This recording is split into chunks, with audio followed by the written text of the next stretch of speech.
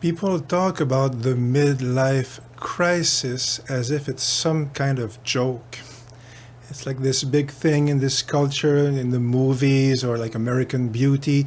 The midlife crisis, usually like the male midlife crisis, is presented as something pathetic and something worthy of contempt. You know, and when you have a midlife crisis, it's presented as you're past it. You know, you've passed your prime. You've become this shadow of your former self. It's all downhill from there. And the way it's presented is, well, okay, you'll buy the car, or you'll try to find a 20-year-old girlfriend, and all these things. And but you're trying. Again, that's the way it's kind of presented. You're just trying to reignite old fires. You're trying to sing your last song. But again, you're still just a shadow and a joke and a balding, middle-aged guy with a big belly. And now I'm kind of balding and I have a bigger belly than I would like. And I guess you could say I've had kind of something like a midlife crisis. I guess you could call it that. But I think it's tragic the way it's presented, because what the midlife crisis, so-called, is the sense that you're going to die eventually. Maybe in 30 years, maybe in 40 years, maybe 100 years, maybe you'll live to 135. But still, for real, not as an abstraction, but for real that you are a mortal being and that you will die, and that the years pass incredibly quickly, implacably quickly, and they don't care. And all your dreams, well, you better get around to doing them, because you might not have the time to do all of them. So that energy of the midlife crisis is telling you, hey, buddy, hey, friend, are you sure that you haven't messed up your life? Because all along you've been living somebody else's life, basically. That's the idea.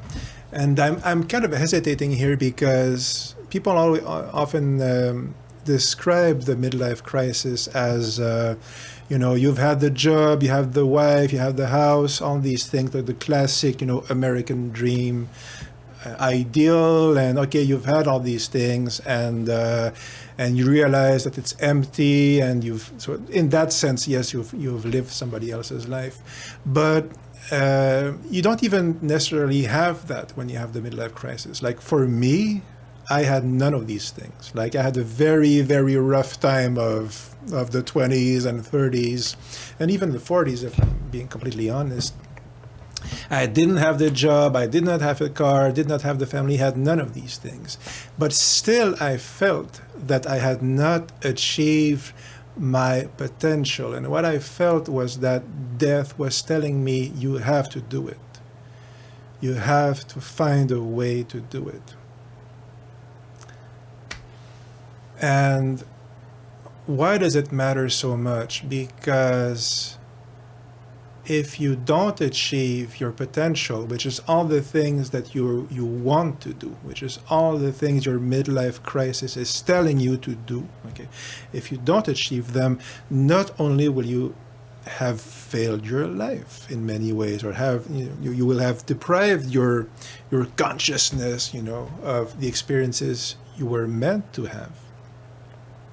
But you have also deprived the whole of humanity of all the gifts you were meant to bring through those experiences. So there is nothing funny about the midlife crisis, but there's also nothing really tragic, because it is a wake-up call to become the person you're supposed to be. To bring that out of yourself, even if it's painful, even if it's long, even if it's uncomfortable. And it certainly is very likely to be all those things. Because we have to deprogram ourselves. But really, I don't think we have a choice. I think, you know, the midlife crisis is really a wake-up call. And it is our responsibility as men and as human beings to answer that call.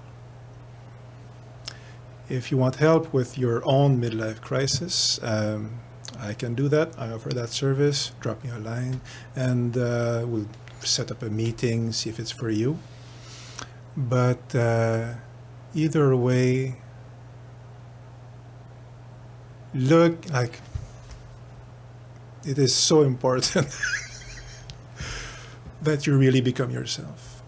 And it is so worthwhile. And that pain of the midlife crisis, that is the fuel you can use to become who you want to be. So that is, yeah, don't, like, go ahead.